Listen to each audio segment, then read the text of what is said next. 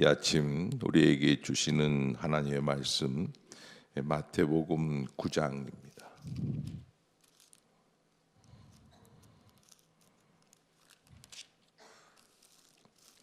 한 절씩 교독합시다. 예수께서 배에 오르사 건너가 본 동네에 이르시니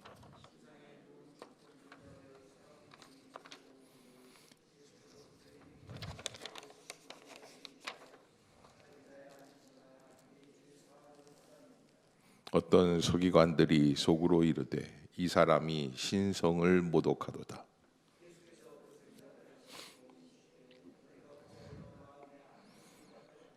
내 죄 사함을 받았느니라 하는 말과 일어나 걸어가라 하는 말 중에 어느 것이 쉽겠느냐.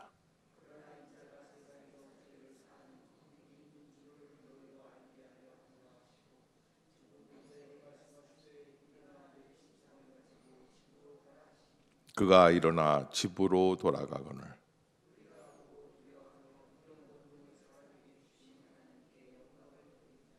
예수께서 그곳을 떠나 지나가시다가 마테라 하는 사람이 세관에 앉아 있는 것을 보시고 이르시되 나를 따르라 하시니 일어나 따르니라.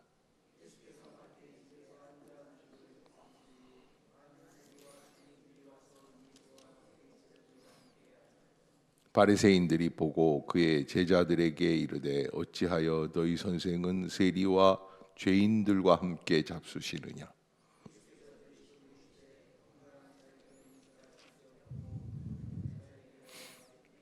너희는 가서 내가 긍휼을 원하고 제사를 원하지 아니하노라 하신 뜻이 무엇인지 배우라. 나는 의인을 부르러 온 것이 아니요 죄인을 부르러 왔노라 하시니라.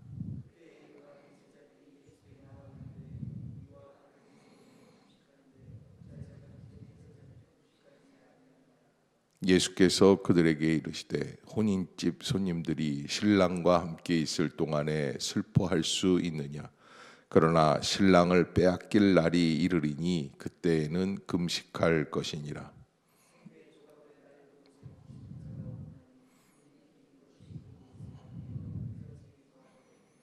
새 포도주를 낡은 가죽 부대에 넣지 아니하나니 그렇게 하면 부대가 터져 포도주도 쏟아지고 부대도 버리게 됨이라.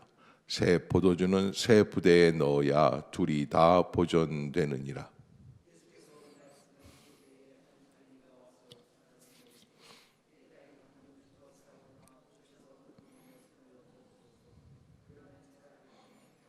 예수께서 일어나 따라가심에 제자들도 가더니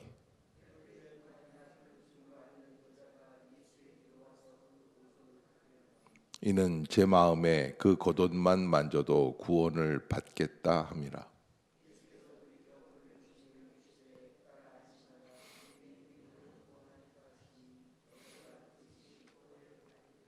예수께서 그 관리의 집에 가사 비리 부는 자들과 떠드는 무리를 보시고 이르시되 물러가라. 이 소녀가 죽은 것이 아니라 잔다 하시니 그들이 비웃더라.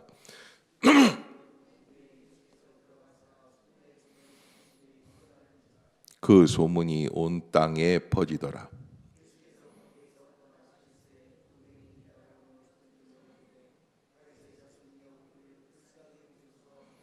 예수께서 집에 들어가심에 맹인들이 그에게 나아오거늘 예수께서 이르시되 내가 능히 이 일 할 줄을 믿느냐. 대답하되 주여 그러하오이다 하니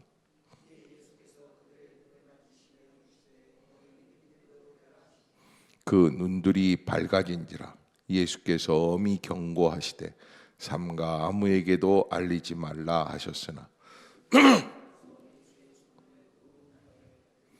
그들이 나갈 때 귀신 들려 말 못하는 사람을 예수께 데려오니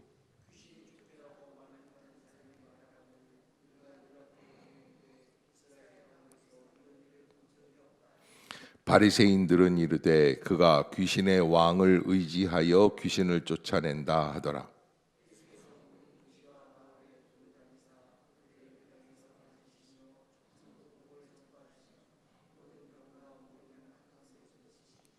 무리를 보시고 불쌍히 여기시니 이는 그들이 목자 없는 양과 같이 고생하며 기진함이라. 함께 봅시다. 그러므로 추수하는 주인에게 청하여 추수할 일꾼들을 보내주소서 하라 하시니라. 아멘. 할렐루야. 이 아침 죄전을 찾으신 여러분들에게 하나님의 은혜와 평강이 함께 하시기를 축원합니다. 마태복음 9장 이제 오늘 차례인데요. 예수 그리스도의 권위가 구체적으로 드러난다, 이렇게 볼 수 있는 부분입니다.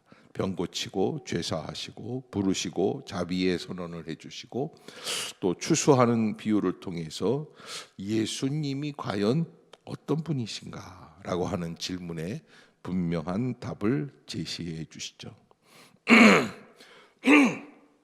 예수님은 죄를 사하시고 사람을 회복시키시고 새로운 공동체를 부르시는 예수 그리스도는 하나님의 진정한 메시아이시다라고 하는 것이 9장 전체의 내용이다라고 볼 수 있습니다. 여기 여러 가지 사건들이 있죠. 중풍병자 치유해 주시는 것, 또 제자 마태를 세관에 있는 것을 불러주시고 금식 논쟁과 또 새 포도주의 비유를 말씀해 주시고, 더 놀라운 것은 회당장의 딸을, 죽은 것 같은 자의 딸을 살려주시는 것입니다. 또 혈루증 12회를 혈루증으로 앓던 여인을 그 옷자락을 만졌을 때 그가 치유를 받고, 또 두 맹인과 말 못하는 자의 치유까지 이루어져 있죠. 마지막에 예수님은 우리에게 그렇게 말씀을 하십니다. 추수할 것은 많되 추수할 일꾼이 부족한데 추수할 일꾼을 보내주소서라고 하라 말씀을 해주시고 계십니다. 예수님은 죄와 질병을 동시에 다루시는 구원자이시다라는 것, 또 은혜는 자격 없는 자를 부르시는 하나님의 주권이고, 복음은 새 삶을 요구하는 새로운 질서, 믿음은 절망 속에서도 예수님께 손을 내미는 결단이고, 교회는 긍휼로 시작되는 추수 공동체다.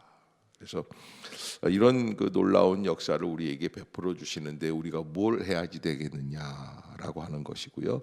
결론적으로 우리는 예수님께서 우리에게 부탁해 주신 추수꾼의 사명을 감당해야지 되겠다. 아멘. 예. 우리는 어쩌면 이 중에 일어나는 기적에만 관심을 갖고 있는지 모르겠습니다. 누구를 치유했다, 죽은 자를 살리셨다, 눈먼 자를 눈뜨게 하셨다, 이게 대단하게 생각이 되는데 그게 아니라 예수님께서 이 땅에 어떤 존재로 오셨는가에 대한 하나의 예시죠.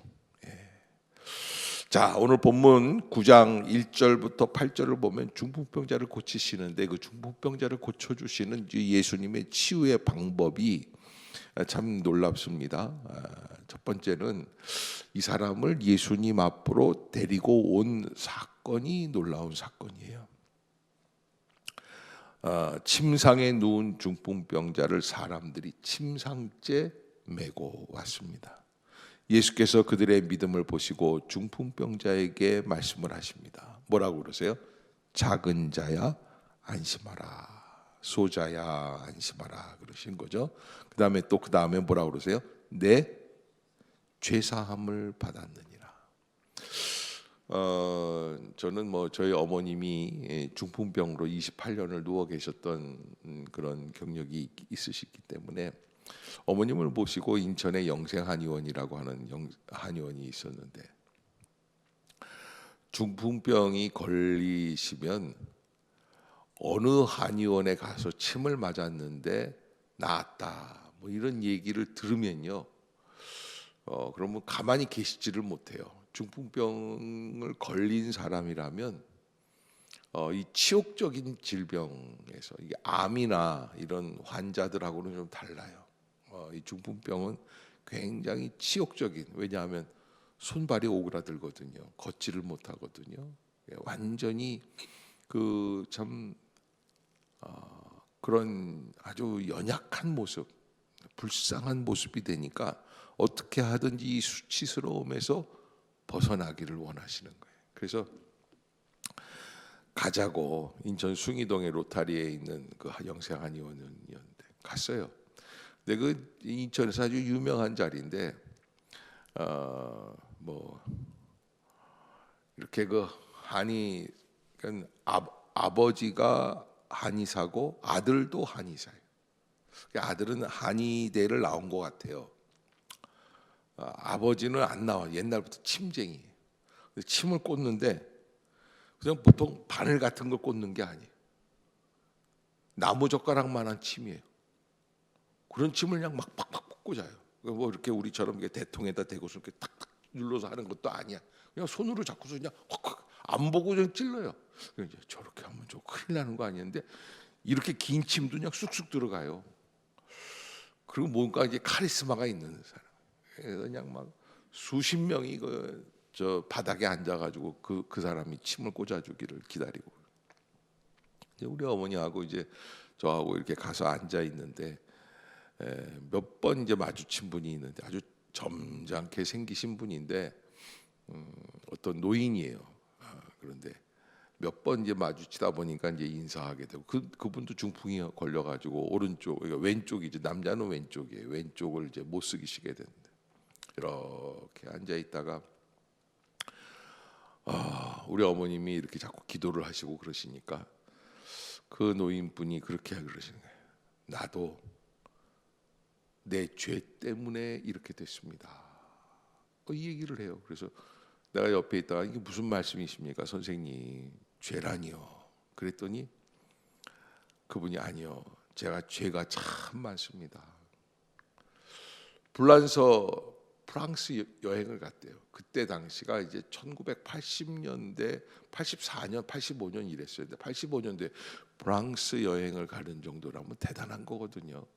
프랑스 여행을 갔다 왔는데 뭐 친구도 만나고 일도 보고 뭐 다 했는데 마지막쯤에 이제 올 때쯤 돌아올 때쯤 이제 프랑스의 율락 여성하고 하룻밤을 잔 거예요. 그런데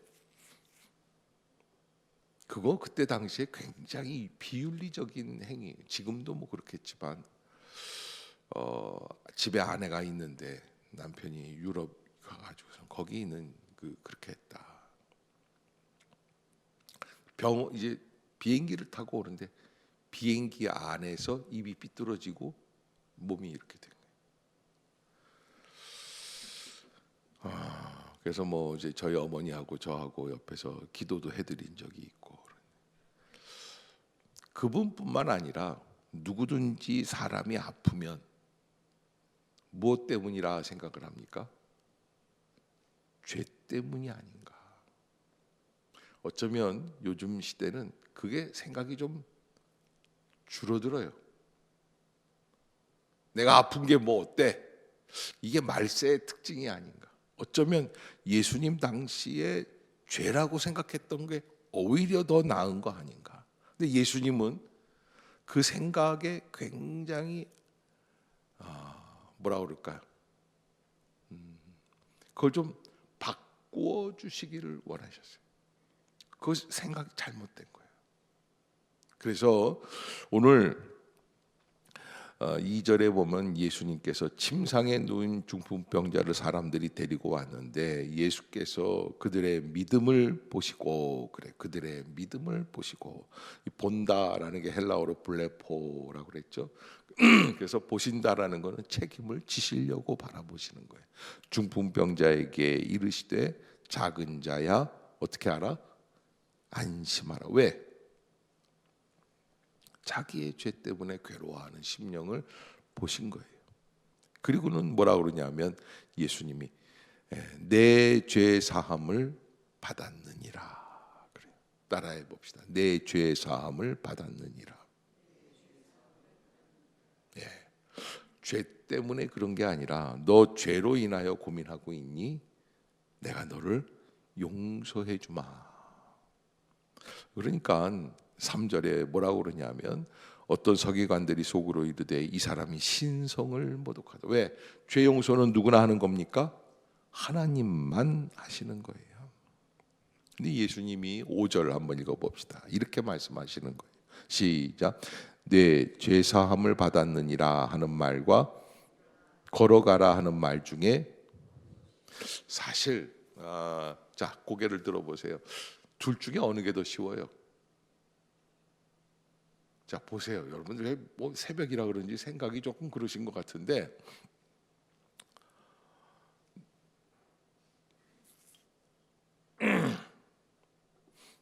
내 죄 사함을 받았느니라 이렇게 말을 했으면 안 고쳐져도 괜찮은 거예요.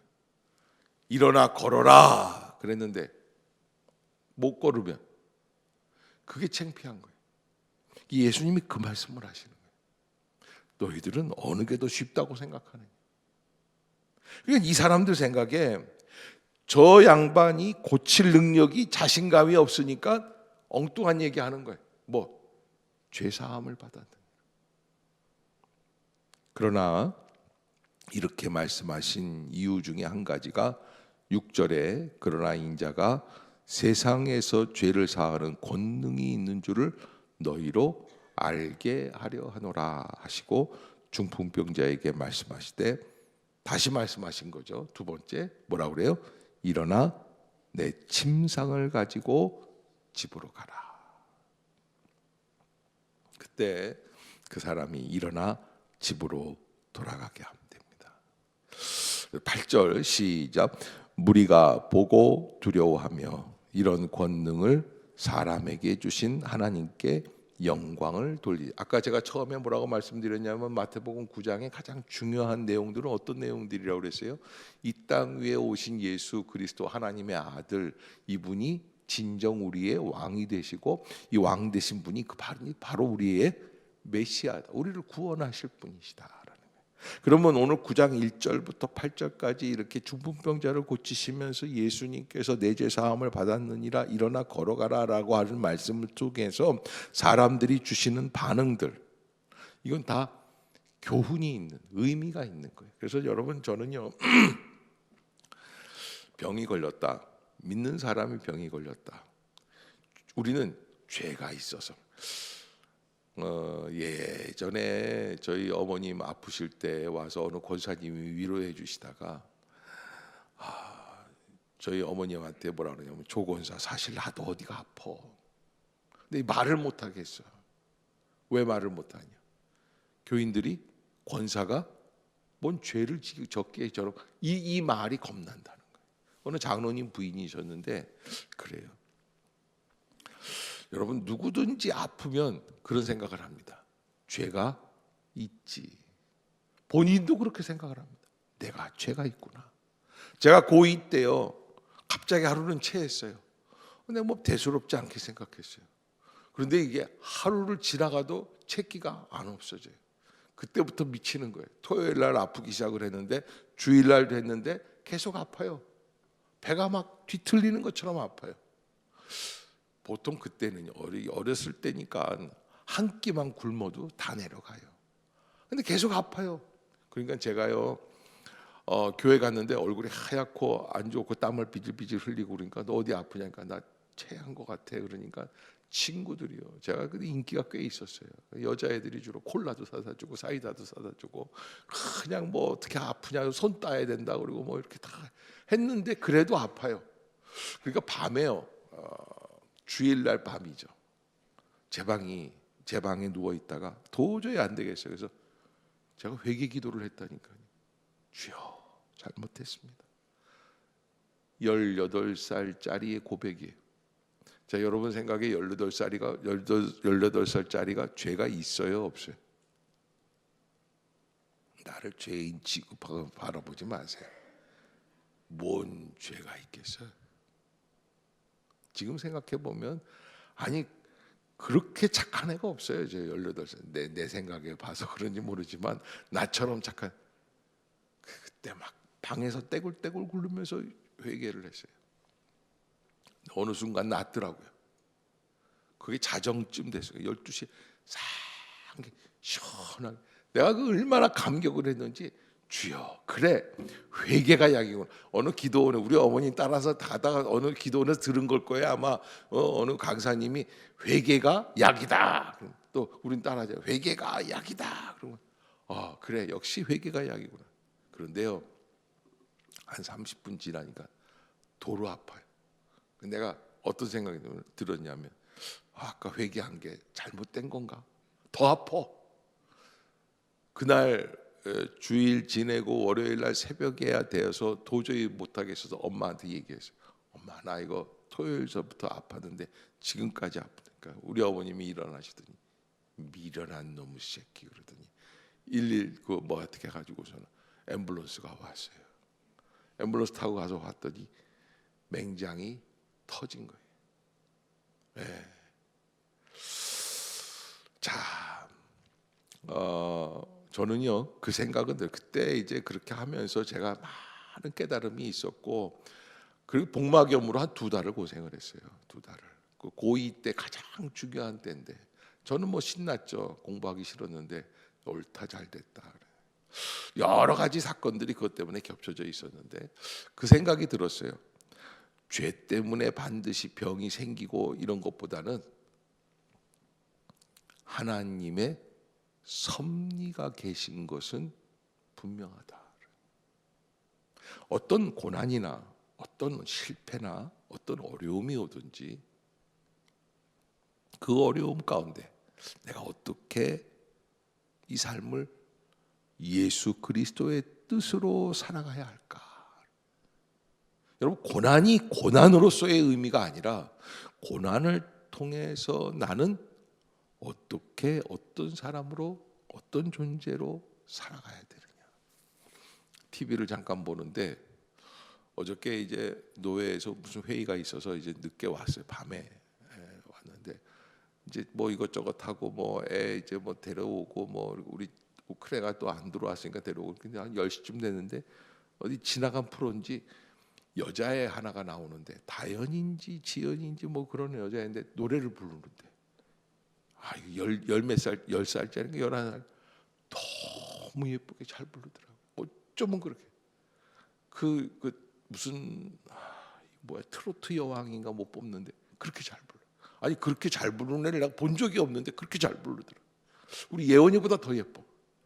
아니 그 너무 예뻐요. 근데 그 얘기를 해주는데 7살 때 아빠가 엄마가 죽었대요. 자, 7살 때 걔가 엄마 아빠가 죽으면 걔 인생은 어떻게 되겠어요? 끝난 거예요. 할머니 손에 걷대요. 어떻게 자라냐? 엉망진창일 거예요.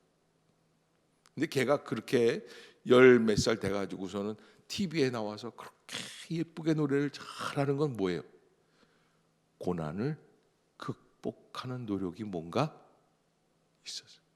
고난 속에서 한 가지 깨달은 거. 그 여자아이가 예쁘긴 한데 질투심이 많게 생겼더라고요. 그런데 걔가 어떻게 봐라. 나는 엄마가 없지만 나는 아빠가 없지만 그래도 뭔가는 너희들보다 낫다. 나는 이걸 한번 해볼 것이다. 고난을 극복하는 거예요.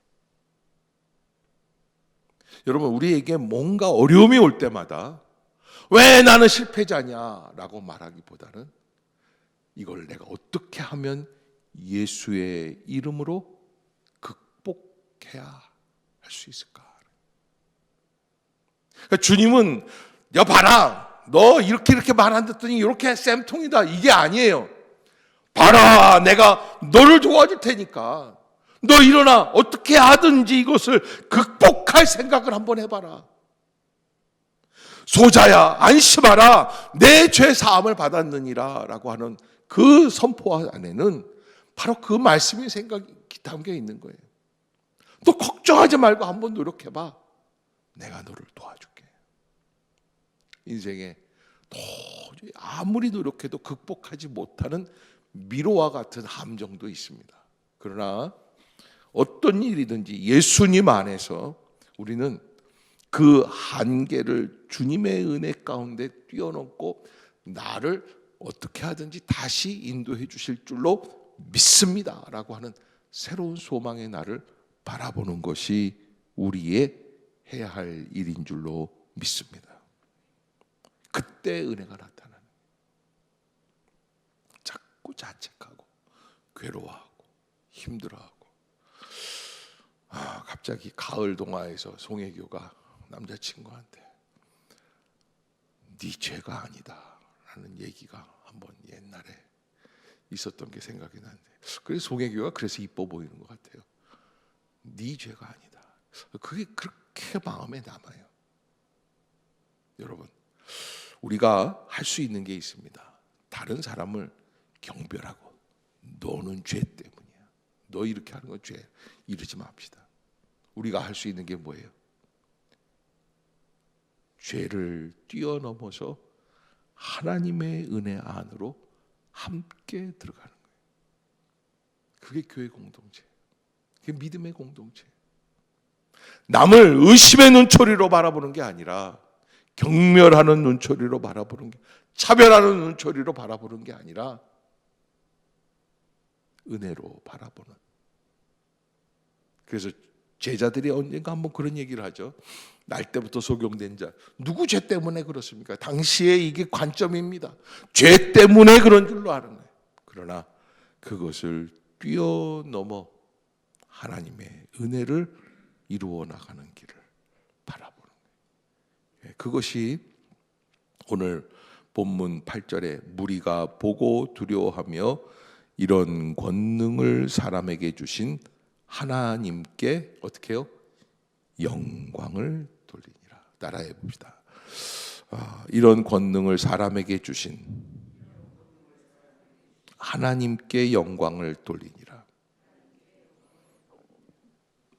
예수님이 바로 그렇게 행하셨다. 이게 마태복음 9장 이제 그 35절을 한번 볼까요? 35절. 예수님의 사역의 3대 원리라는 거예요. 한번 읽어봅시다. 시작. 예수께서 모든 도시와 마을에 두루 다니사 그들의 회당에서 가르치시며 교육, 천국 복음을 전도, 모든 병과 모든 약한 것을 봉사. 교육, 선교, 봉사. 예수님의 사역의 3대 원리를 마태복음 9장에다가 집어넣고 있는 것. 예수님이야말로 우리의 진정한 메시아라는 것을 알려주시기 위해서 그렇게 말씀해 주시는 거예요. 오늘 이 9장을 통해서 우리가 어떠한 눈으로 세상을 바라보아야 하는가, 어떠한 마음으로 사람들을 접대해야 할 것인가 라고 하는 것을 잊지 마시기를 바라겠습니다. 기도합시다.